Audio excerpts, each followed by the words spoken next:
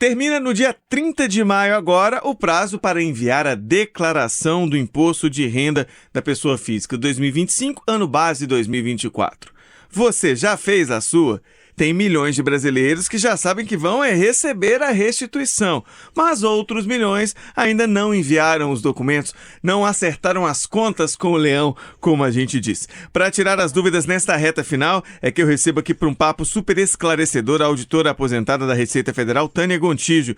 Sabe tudo do assunto e vai te ajudar na prática a saber o que fazer, ficar craque também. Não é, Tânia? Olá, bem-vinda. Olá, pessoal. Olá, Alan. Muito obrigado pelo convite. É um prazer estar aqui e é um prazer esclarecer, porque o imposto de renda não é tão amigável como as pessoas pensam. Pensa assim, eu sei ler e escrever, eu sei preencher uma declaração. Não é bem assim. Existem muitos detalhes. São desses detalhes que a gente vai tratar, Tânia, porque você já conversou com a gente em outras vezes que ele não é algo que a pessoa não dá conta de fazer, mas são tantos detalhes que às vezes um ponto ali pequenininho pode jogar a pessoa para malha fina ou dar uma complicação toda. Tem alguns números que são chave nessa história. Por exemplo, quando você vai clicar lá em quem é que precisa declarar, quem recebeu rendimentos tributáveis acima de R$ 33.888 em 2024. Mas o que é um rendimento tributável? Rendimento tributável, a gente pode ir pela exceção, né? É o que não é isento propriamente dito. São rendimentos do trabalho, rendimentos de aluguéis. Todos esses são rendimentos tributáveis. E tem que lembrar também, Alan, de que tem que declarar todos os rendimentos tributáveis do titular da declaração e dos seus dependentes. Por exemplo, o pai declara o filho como dependente. Ele está lá, né, por exemplo, naquele entre 21 anos e 24. E ele faz estágio remunerado. Isso é tributável. Muita gente pensa que é isento e vai para a malha por causa disso. Então, colocou o filho fez estágio, somos rendimentos do estágio, ou exclui o filho, se não for vantajoso mantê-lo na declaração. A gente vai entrar daqui a pouquinho mais nessa questão dos dependentes, mas só os nossos salários ali da empresa que a gente trabalha, você citou o aluguel, tudo que a gente emite, ou uma nota fiscal no caso, ou para quem trabalha ali, carteira assinada recebe, está nessa conta do tributável aqui. Está nessa conta do tributável. Os rendimentos, né, das prestações de serviço a pessoas físicas também. Então, médicos, dentistas ou qualquer profissional que prestar serviço tem que emitir recibo. E tem que declarar esses pagamentos, esses recebimentos, aliás. Então, guarda esse valor aí, R$ 33.888. Passou disso, recebeu mais do que isso em 2024, você tem que declarar. Um segundo tópico, contribuintes que receberam rendimentos isentos, não tributáveis ou tributado exclusivamente na fonte, desde que mais do que 200 mil por ano. Dá um exemplo para a gente, ou alguns exemplos, do que são esses rendimentos aí? Rendimentos isentos, o exemplo clássico é a isenção dos portadores de doença grave sobre os rendimentos de aposentadoria e ou pensão. Então, quem recebeu rendimento e tem isenção de doença grave, mas isso ele não vai pagar o imposto, mas declarar é diferente. Ele tem que declarar se esses rendimentos ultrapassarem 200 mil. São duas coisas diferentes, São né? diferentes. Não quer dizer que ela vai pagar, mas ela é obrigada a declarar. Isso, uma coisa é obrigatoriedade da declaração, outra coisa é pagamento do imposto. Ô, Tânia, a gente andando aqui, quem teve em 2024 a receita bruta em valor superior a R$ 169.440 em atividade rural. E aqui entra o quê? O que a pessoa vende? Como é que ela calcula assim, o dinheiro que ela recebeu no caso da atividade rural? Receita bruta seria só a venda, né? Antes de deduzir as despesas. Porque quando tem atividade rural, você vai declarar receitas e despesas. Se as receitas ultrapassarem esse valor de 169 mil, a pessoa é obrigada a fazer a declaração já só com essa condição. E o que é esse 169 mil? É exatamente 5 vezes o 33.888. Bate certinho. Por quê? Porque na atividade rural, a Receita Federal entende que 20% é rendimento da pessoa mesmo. Então, quem recebeu 169 mil já é obrigado a declarar por causa da obrigatoriedade dos 33.888. É a mesma coisa, só que joga na atividade rural. Entendi. Então é o que a pessoa efetivamente ela vendeu ali. Vendeu bens, vendeu safra, né? Vendeu silo, essas coisas. Certo. Tem uma outra parte aqui que a gente já falou sobre o dinheiro que a pessoa recebeu, seja ele ali do trabalho, seja da atividade rural, mas relacionado aos bens.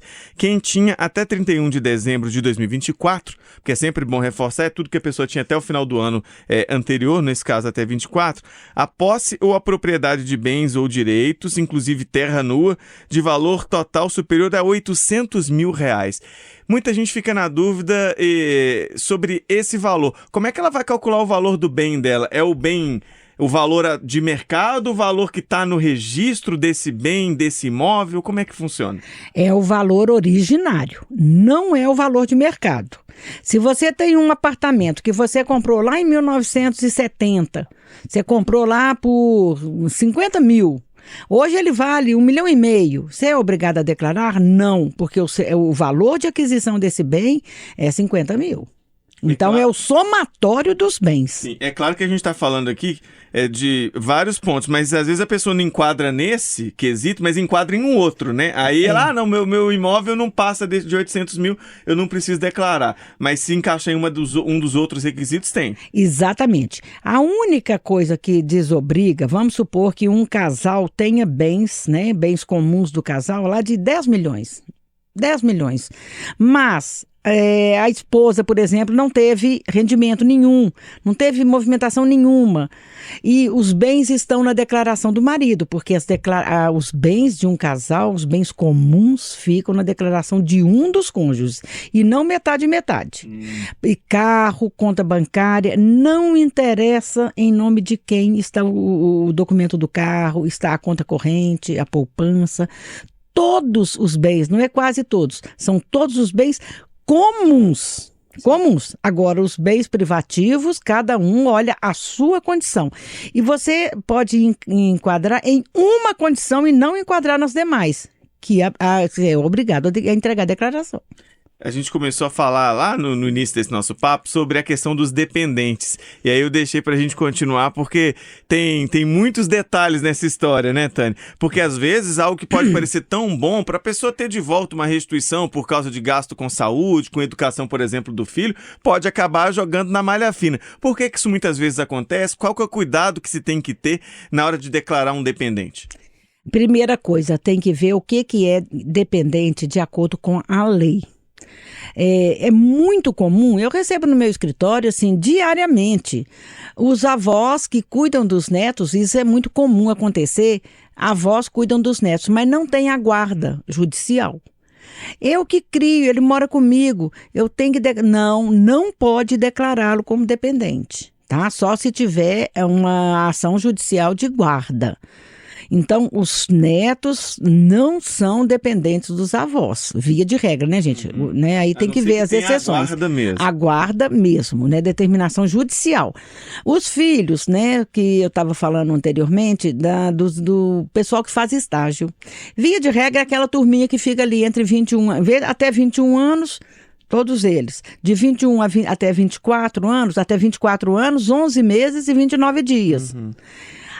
O filho só deixa de ser dependente quando ele completa os 25. Passou de 25 anos, não importa se a pessoa tem renda ou não, ela não pode mais ser dependente? Não pode mais ser dependente, não pode. Completou 25 anos, vamos supor que o filho... O marido quer declarar uma esposa que não tem renda, não pode? Pode, esposa pode, estou falando filho. Então vamos lá, vamos por parte. Só filho é que não pode, passou de 25. Filho é que não pode, filho até 21, qualquer um, né? Sendo filho, mesmo que não estude, pode ser dependente. Certo. De 21 a 24, somente se estiver fazendo um curso regulamentar, gente, curso do MEC, aprovado pelo MEC. Não é curso de inglês, curso de alemão, curso disso, daquilo, isso não. É o quê? É o ensino fundamental, o ensino médio, a graduação e a pós-graduação, mestrado, doutorado, até 25, até completar 25 anos. Certo. E as despesas desse dependente, vamos supor que você tem um dependente lá que está completou 25 anos ano passado, em agosto. Ele pode ser seu dependente? Sim. Só que você só pode deduzir as despesas dele por exemplo, o plano de saúde até o dia do aniversário dele, até o pagamento, até o dia que ele completou 25.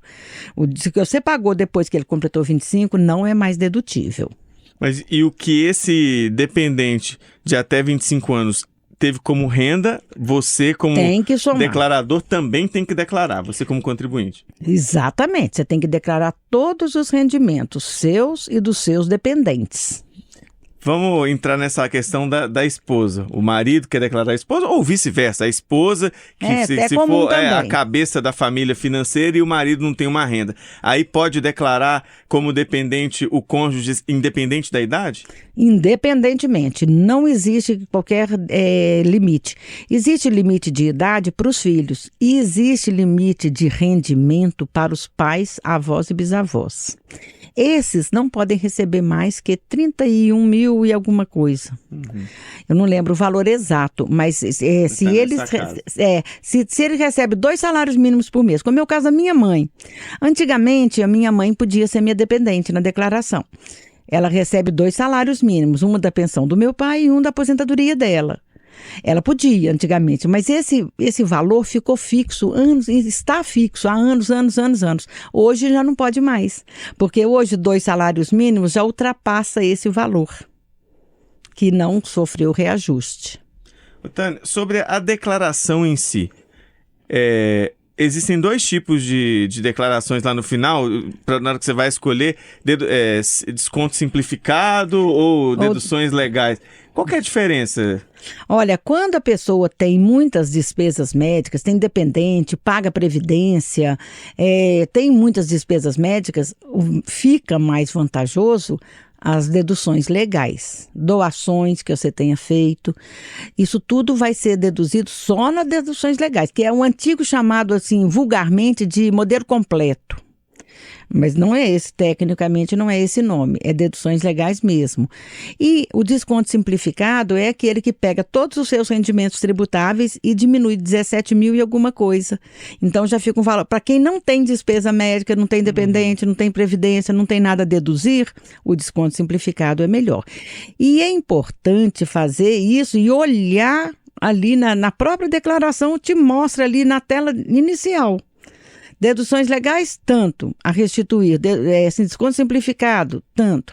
Às vezes um dá a pagar, o outro dá a restituir. Então tem que ficar de olho. Pode escolher única e exclusivamente até o dia 30/5. Virou meia-noite 1, o sistema trava, não troca mais essa opção.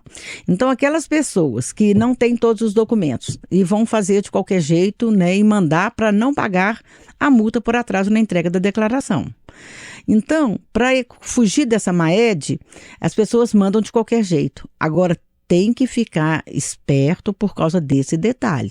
Depois não troca mais essa opção, desconto simplificado ou deduções legais. Existe alguma dúvida que hoje o melhor jeito a se fazer é o modelo pré-preenchido ou depende de cada caso? Não, pré-preenchido é o melhor. É sempre melhor. É o melhor, porque muitas vezes você esqueceu uma despesa médica, ela está ali, aí te lembra, fala, opa, eu tive essa despesa. Agora, tem que tomar muito cuidado com a pré-preenchida, porque a Receita já trouxe na lei. A responsabilidade é do contribuinte, não é porque puxou do banco de dados da Receita que se exonera dessa obrigação, né, de conferir tudo. Deu problema, tem que retificar. Então, como que eu sugiro? Façam a pré-preenchida, confira todos os dados, confira tudo. Não é importar os dados e mandar. Isso não é possível. Tem que conferir sim, porque a responsabilidade é do contribuinte. A gente confere de todos os nossos clientes do escritório. Importante esse ponto, porque facilita a vida da gente. A minha eu fiz no modelo pré-preenchido, mas aí, já tinha conversado com você antes, em outras oportunidades aqui na Itatiaia, fui lá e conferi ponto a ponto. Ô Tânia, você falou agora sobre, né, as deduções legais, os gastos médicos, né, saúde, educação. Você consegue trazer para a gente alguns exemplos do que a gente pode contar para a Receita, enviar de documentos sobre esses gastos e o que não entra nisso como deduções? Olha, é muito importante definir o seguinte, tem até a pré-preenchida trazendo clínica de vacina. E vacina não é dedutível. Não é. Tem que tirar. Mesmo sendo um gasto com saúde, não entra para a questão legal. Não entra para a questão legal. Nutricionista não é dedutível. O que é dedutível? Despesas com médicos, dentistas, psicólogos, terapeutas ocupacionais e fisioterapia. É só o que tem ali na própria declaração mesmo. Psicanálise não é dedutível. Se não tiver, a não ser que o psicanalista seja psicólogo. O psicólogo entra e o psicanalista não entra. Não entra. É assim, porque a psicanálise, na verdade, não é um curso superior, né? Assim, ela é... Não estou falando desmerecendo, em nenhuma hipótese. É o que está na lei, né? É o que está na lei. A gente quer que aconteça. Mas o raciocínio da Receita é esse, né? Que não é uma graduação propriamente dita.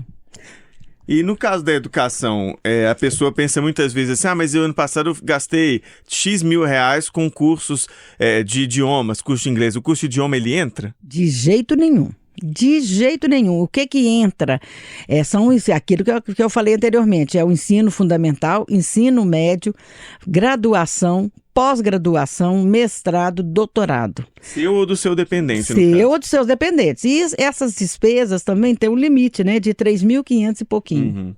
Não é tudo que você gastou. Educação, né? Vamos lá, uma faculdade de medicina do seu filho, você paga ali 10, 12 mil por mês.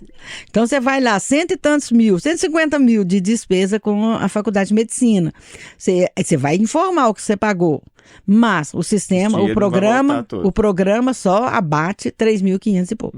Com saúde tem algum limite? Não, saúde não tem limite. Não tem limite. Tá. Outra coisa que é dedutível também para os profissionais de saúde, quaisquer profissionais, na verdade, né? Não só os que são dedutíveis, mas é o livro caixa. O que é o livro caixa? São todas as despesas sem as quais você não consegue exercer sua profissão. Por exemplo, você tem que alugar um consultório, você paga o condomínio do consultório, você paga luz, você paga material de consumo, tudo isso entra no livro caixa. Observando que despesa com transporte, estacionamento, nada disso é livro caixa, não pode. O livro caixa você tem que ver assim, é extremamente necessário. Por exemplo, CRM é obrigatório. Ele entra no livro caixa. A associação, sei lá das quantas, associação médica, não sei o quê, não entra. Você não tem que ser da associação para exercer a medicina. Então, o raciocínio é esse, tá? Do livro caixa. E o limite do livro caixa é o limite do trabalho não assalariado daquele profissional. Tem muitos médicos, né, que prestam serviço para Unimed, Bradesco Saúde, Cassis, sei lá das quantas. Eu nem sei se eu estou falando os nomes certos, mas todos os planos de saúde. Então, isso é trabalho não assalariado. Então, isso aí entra para compor o total de dedutibilidade do livro caixa. Tânia, a gente caminhou, falou sobre a declaração, sobre ali os tópicos, quem precisa declarar, sobre dependentes. A gente chega naquela parte importante, conferiu tudo, vai enviar a declaração. Você pode ter aquela boa notícia de receber, de ter o imposto a restituir e não a pagar. Vamos supor que você tem um imposto a receber. Como é que faz para receber esse dinheiro? Tem que ter uma atenção especial também na hora de digitar para onde você quer receber, porque você tem a opção de receber via Pix, mas tem gente que prefere digitar ali uma conta para cair em uma outra conta. E aí? O Pix só recebe via Pix se for o CPF, né? Só se for o CPF. A chave sendo o CPF. A chave Pix tem que ser o CPF. Se for número de telefone, e-mail, não é possível receber via Pix. Agora, se não quer receber via Pix, é o ideal. Quem tem CPF como chave Pix é o ideal. Sim. Inclusive, recebe antes dos demais. Eu estou na expectativa de estar lá logo no primeiro lote dos que receberam. Você está muito novo para o primeiro lote. Não é só isso, não é só Pix. Tem outras prioridades. Vamos chegar lá, mas aí a pessoa não vai no Pix. Como é que faz, então? Ela pode declarar qualquer conta? Pode, desde que essa conta esteja declarada lá em Bens e Direitos. Se você tem uma conta que não está em bens e direitos, você não consegue preencher com os dados dessa conta. O sistema, a partir desse exercício 25, está bloqueando isso. Então, você só consegue digitar os seus dados bancários se ela estiver lá em bens e direitos. Aí você abre lá, né, banco, você já vai lá, já está ela lá. Aí você clica em cima dela, os dados já vêm. Se não tiver nenhuma conta detalhada, quem tem restituição, não tem CPF como chave Pix e não declarou nenhuma conta em bens, não vai receber a restituição. Não tem como receber. Aí o que acontece? Receber até que recebe, né? A Receita manda para uma conta do Banco do Brasil, para o Banco do Brasil, qualquer agência, qualquer conta. Ele manda, aí você tem que ir ao Banco do Brasil e pedir, fazer uma TED para a sua conta. É trabalhoso. A essa altura do campeonato, gente, em 2025, né? Ou você faz via Pix, ou então escolhe a conta que está lá nos tem meios, que declarar. Se você não tem os dados, é uma conta que você movimenta pouco, não tem problema. Você cadastra essa conta lá, põe R$1 de saldo nas duas colunas ali, ó. Cadastrou a conta, o sistema já consegue puxar. Tá certo. Importante para não mexer com tédio, com essa confusão toda a essa altura, né? É verdade. Agora, outra coisa, gente, muito importante. Quem tem imposto a pagar e quer colocar o débito automático, tem que ficar atento, porque o débito automático, né, para quem fez declaração a partir do dia 10 de maio para cá, é só a partir da segunda cota. A primeira tem que imprimir o DARF e pagar efetivamente. Então, isso aí é importante chamar atenção para isso. Eu quero pôr débito automático, estou fazendo minha declaração hoje. Só a partir da segunda que vai. Uhum. Dá para parcelar. Atento. Quem tem que pagar, cotas, pode parcelar. Pode. Quem está a cota única, quer pôr débito automático, impossível. Tem que imprimir e pagar. Boleto mesmo. Isso, porque a primeira cota ou cota única, só para em débito automático, só para quem transmitiu até o dia 10/5. Ô, Tânia, a gente está realmente na reta final ali da entrega da declaração. Qual que é o seu recado para quem ainda não enviou? Olha, gente, preencham a declaração, entrega de qualquer forma, faltando dados, faltando bens, faltando algumas coisas, que isso você sair fora da multa por atraso na entrega da declaração. Essa multa é de 1% do imposto devido para cada mês ou fração de mês. Ou o limite mínimo, R$ 165,74. Pelo menos R$ 165,74 a pessoa vai pagar. Vai pagar, se não entregar até o dia 30/5. Então, agora, tem que prestar muita atenção na forma de tributação. Eu tenho aqui 30 mil de despesa médica. Claro que vai ser deduções legais, porque isso é maior que a dedução do desconto simplificado, que é 17 mil e alguma coisa. Então, tem que fazer essa opção corretamente. Depois do dia 30, nem Jesus muda isso.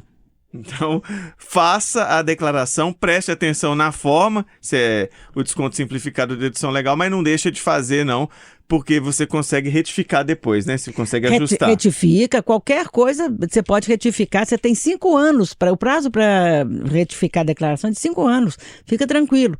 Manda, prestando atenção na forma de tributação, em junho você resolve. O leão morde, mas se você tratar ele com carinho, dá pra ter uma convivência boa. A auditora aposentada da Receita Federal, Tânia Gontijo. Falamos tudo, tem mais algum recado pra gente trazer? Olha, gente, eu vou falar uma coisa aqui que é muito importante, que todo mundo, o brasileiro tem mania, né, de fazer isso daí. A malandragem, não a gente. Comprar recibo de profissional de saúde. Isso não cola mais. A Receita cruza os dados todos. A Receita cruza dados das declarações desses profissionais e, no caso de pessoas jurídicas, com a DEMED, e cruza dados com instituições financeiras, cartórios. Eu vendi um bem, a Receita sabe que você vendeu. Eu comprei um bem, a Receita sabe que você comprou. A Receita está sabendo de tudo, não está tendo jeito de fugir do leão, não. Então, a gente tem que fazer com essa consciência, sabe? Assim, eu acho que pagar imposto de renda é bom, porque só paga imposto de renda quem tem renda. Ninguém quer ser daquela faixa que não paga imposto de renda. Claro, né? É só quem ganha, só os hipossuficientes. Então, assim, vamos fazer direitinho. Comprar recibo, gente, é pedir para ser autuado, né? Vai tomar uma bocada grande. Por quê? A Receita vai glosar, ou seja, tirar essa dedução e vai cobrar o imposto relativo a essas deduções, mais 75% de multa de ofício, mais 20% de multa de mora, mais juros Selic. Então, o valor dobra ou mais que dobra. Não é nada bom. Você tinha essa ideia na cabeça? Você já fez isso no passado? Como acabou, tá? Não vai fazer isso. Não faz certinho, declara tudo bonitinho que as coisas vão funcionar. Ô, Tânia, muito obrigado, viu? Eu que agradeço imensamente. É um prazer estar aqui com vocês. E ainda ficou com alguma dúvida? Quer participar? Deixa o seu recado nos comentários. Como é que a turma faz contato com você e o escritório? O telefone é 31 99221 1001.